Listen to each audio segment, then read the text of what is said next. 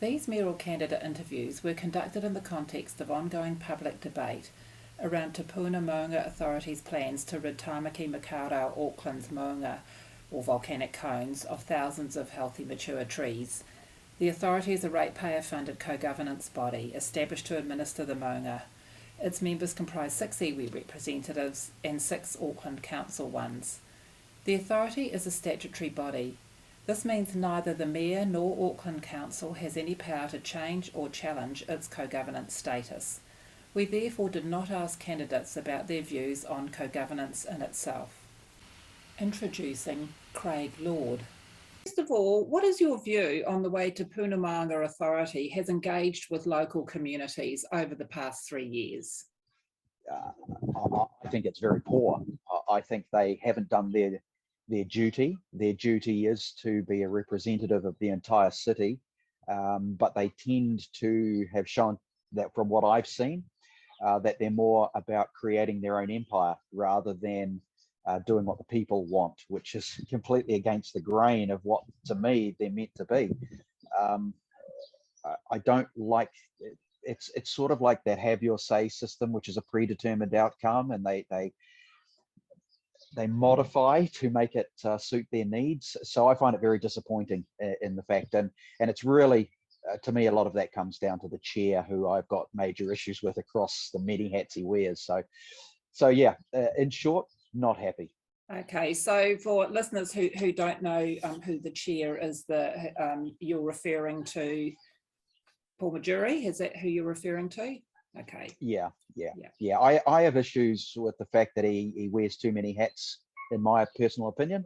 I think that needs to be questioned publicly, particularly when you've got the likes of Panuku involved, TMA, the fact that he has links to developers, and to me, there's too many red flags. So yeah, that just it adds up to not being good in my books. Sure.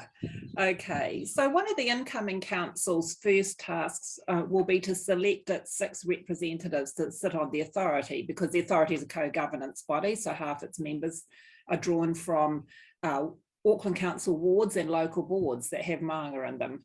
So what qualities will you be looking for? And bearing in mind that obviously there's an internal selection process, but the mayor has influence in that. So what qualities will you be looking for in those representatives?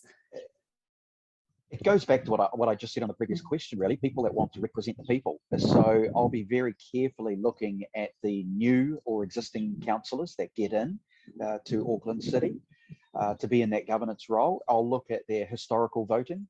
I'll talk to them about what they believe is the right process for Auckland Council when it comes to protection of trees or cutting them down. Why? What reason would you? And I'll base it on that. I think it has to be a reasonably thorough and tough questioning by the mayor to get to the true colours of what someone is about. But I also believe, and I don't know if it can or can't be done, there should be some kind of clause or system in place where, if the mayor is not happy with what's happening in TMA, that a position that was put in, if they're going against what they originally said, then they should have the ability to be removed for the good of the people. I think that's important as well, and you shouldn't have to stay there for the entire time. If you said one thing just to get in that position, then you prove to be something different. Well, yeah, the mayor needs to step up to the plate on that one. So it will be for me, and it's a similar thing to Auckland Transport in a way. I want people there that want the best for the people. And so that's going to take a few questions and some tough interviews on my part. Great. So look, you may have already answered the question, but if you want to just add anything, if elected as mayor, what action will you take to prevent the Auckland Council's membership on the authority being stacked to represent a particular political persuasion? Yeah, I think that previous answer covers that in a way. The mayor has to, or the system has to have the ability for people to be removed. I think the public would like that. If we find someone's not doing their duties and the rest of the council go, yep, you're correct, things are not going as they're meant to be here, then sorry, you're off that board. And I think that is really important. And that's, to me, it's probably a step past democracy, because democracy is voting them on, and you don't normally get to vote someone off until the end of a term. But this is too important. And it's the same as the committees across the board. I think people should be, if they're not doing what, look, if someone has a leaning, a certain way that they believe in, that's fine. You hold that belief, but be genuine about it. Don't be disingenuous. Say it at the beginning and hold your stance. And again, I'll bark back to the likes of Auckland Transport and the CCOs, where I know that the council the committee on the council that has the oversight of the CCOs is stacked in one direction currently. Well, I'll be stacking it in the other direction. So in a way, it'll be the same as the TMA. And my influence will be to stack it with people that, have the belief of the people at the heart, and not only that, the maunga at heart. Yeah. And that's really important. Yeah. So is there anything else you'd like to add in terms of specifically in terms of the maunga tree situation, what your view is in relation to saving or removing the trees, and any other aspects of the tree specific situation? Yeah, it is sort of difficult for me because I'm not an arborist and I'm not an expert on trees. The most I do is help the wife clean up the rubbish from the gardens when she's doing her thing. So she's way more green finger and aware of that than I am. But my gut tells me that we're not doing this right. Without being an expert, you just see what's going on. You go, this can't be right. When you look at Western Springs, when you look at the amount of trees that have been chopped down, and I think a perfect example is during the Mayoral debates, when Professor Collins, for example, talks about how he wants to see a lot more trees being planted with a big smile on his face. And I say, and retort, well, maybe you should start by not chopping down thousands of trees every year, and you're part of that council that does it. The audience responds to that. And that to me tells me there's something here. There's something going wrong. And even though I'm not the expert, the audience are agreeing with what I'm saying. So yeah, there's something going on here that's not right. Yeah. So I want to see a complete change. And I'm not a tree hugger, but I don't think people who want to protect it generally are the heavy activist tree hugger, for want of definition, people. They're just humans. They're Aucklanders, they're New Zealanders that are going, what are we doing? This doesn't make sense. So that's really where my stance is. And I have spoken to a few arborists who've said, nah, things aren't adding up here. So let's bring those people into the table as well and get their opinion brought forward. Exactly. So Auckland Council's governing body is responsible for reviewing and approving the authority's draft operational plan and budget every year. So how do you intend to vote if significant tree felling expenditure is proposed in future? We can't have that. I mean, the tree felling alone is a problem for me. It seems to be rather a blunt tool on decision making. So we've got to do that. And the expenditure, the amount we are spending on this is insane. The expenditure is too much. I'm worried about, one of the things I want to do is bring in an independent performance review auditor. That was suggested in 2009 by the Royal Commission when they started the Super City. And I'm going to be directing that person towards the TMA and towards the contractors' contracts that are being awarded. And I'm going to ask them, please audit and please inspect what is going on, because again, I've got red flags, but I need proof and I want someone to get in there and find out what's really going on. So I hope that answers the question. I'll be auditing what's been happening. But just say, for argument's sake, the auditor finds that everything's above board, but there's budget requests for felling trees. How do you think you would vote? Yeah, that's actually a really good question. Currently, I'd have to say I'd vote no against it. I'm just concerned about the amount of trees we're chopping down. I really am. But I need to be schooled more on things like scheduling of trees, which ones should be protected, which ones shouldn't. I'm not the expert on that, and I need the advice to get into it. It's just still my gut instinct saying, let's stop chopping them down. But like on many topics, happy to be schooled on it. And that's people like yourselves and arborists and people that can come in and give me the inside information, because I'm an engineer and that's what I know. So yeah, that's just me being honest about that. But again, no, I won't be voting to throw more money at chopping down trees at the moment, because we can't afford to do many things, and chopping down trees is not part of that budget. Great, thank you. Is there anything else you'd like to briefly add in relation to the Maunga tree topic? Not really. I think I'm pretty covered on that there's red flags for me, and that means investigations. And I love doing that. I love fault finding and trying to work out what's going on with things. So I'll be very happy to send the auditor in to say, let's get the truth about what's going on here. I do question heavily what happened at Western Springs, and I want to find out how that happened, where it went wrong, and make sure things like that don't happen again. Introducing Wayne Brown. So what's your view on the way Tūpuna Maunga Authority has engaged with local communities over the last 3 years? Well, I think the word I used was distressing. It hasn't been positive. It hasn't been even-handed.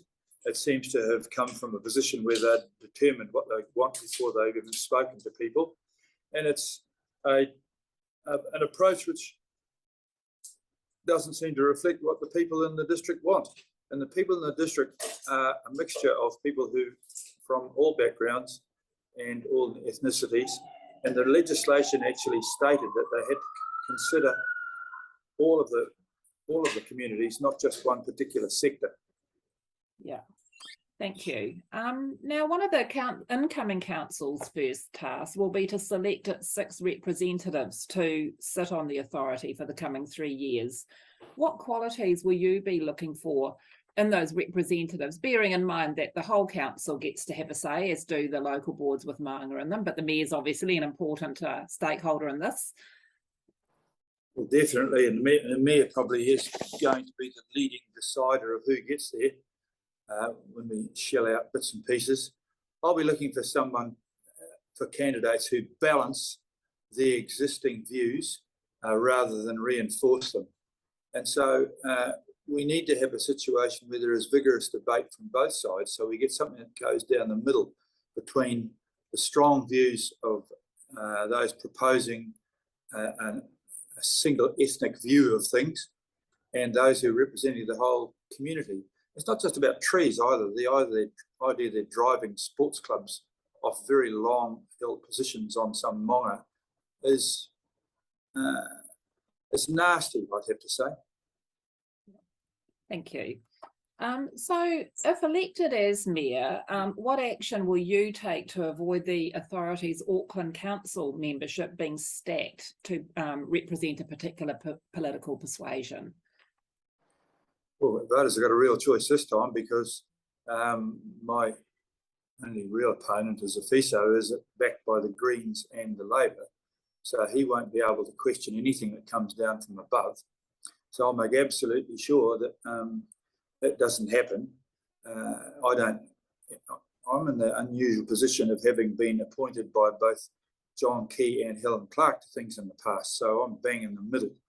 And you can expect a very middle of the road view that will balance whatever doctrinaire views are already there. Great, thank you. So can you tell me just sort of in general, what's your view on the Maunga tree situation, particularly in relation to the trees, the proposal to fell the trees? Well, during the lockdown, when the streets were clear, I got on my bicycle, and my wife was in hospital at the time, so I couldn't see her. And I spent the days, I pedalled to every maunga and climbed them. And the nicest part about it is going up through the trees. And I think Mount Hobson is probably the best example of all those, because it's the trees that make it lovely. And they are a nice mixture. And amongst there were walnuts and things like that, which are definitely not indigenous trees, but they are lovely. We have some that are deciduous and some that are evergreen. And we're one of the few countries in the world where native things weren't deciduous. But I think that I like the colours, and I like the piece, and I like the look of it. And I notice on my own subdivisions, when I do subdivisions, I always leave as many trees as I can, because I need to explain to people, you actually make more money if you leave the trees up. For those people who don't have a a holistic view about trees, I can get them by saying, you'll actually make more money if you leave the trees there. And they go, oh, really? Hadn't thought of that. Yeah, a few developers could take a leaf out of that book, certainly the ones in our local area anyway. Yes. Well, I'm happy to talk to some of those guys and say, mate, think about that from that point of view. It's not just if you haven't got a green bone in your body, just use the money-making bones a bit more cleverly. So in terms of the Maunga trees, do you support them being felled or saved or something in between? I think they should just be managed to keep nice cover and continuously improve it if they can. And notice that our life is enriched by having a mixture of deciduous as well as evergreen. And one of the nice things about some little towns, and I think of Kaya, which is a town with probably 80% Maori population, and in Northland it is heavily planted out in deciduous trees, and they have wonderful autumns and springs there, and we don't kind of get that anymore. And Auckland is becoming bleakly grey with building if we're not careful. Yeah, exactly. So Auckland Council's governing body is responsible for reviewing and approving the authority's draft operational plan and budget every year. So how do you intend to vote if there's significant tree felling expenditure proposed in those future budgets? Well, I can't believe how much money they spend cutting down trees. I mean, my last house looked over Western Springs before we moved to K Road, and I quite like those pine trees. It looked good, nice in the background. But then they managed to convince themselves they shouldn't be there for various reasons. And they managed to spend $800,000 cutting down some pine trees. A chat to any forestry contractor could have done that for $15,000. So even if you are going to cut them down, don't do it in such a stupid manner. But I think that one of the best ways to prevent bad things happening is starve organisations of money to do bad things. Yeah. So do I take it from that response that you wouldn't vote the Tūpuna Maunga Authority significant budget to fell trees? Oh, I would be culling that part of their budget. Yeah. Also, is there anything else you'd like to briefly add in relation to the Maunga tree topic? Well, the Maunga Authority is an example of co-governance, and it should work better than it is. It's been given to us. There's been a lot of people are saying, I'm going to get rid of co-governance. Well, it's part of the law, so you've got to learn how to make sure that it is co-governance, not mono-governance. It's not just trees. I mean, the distressing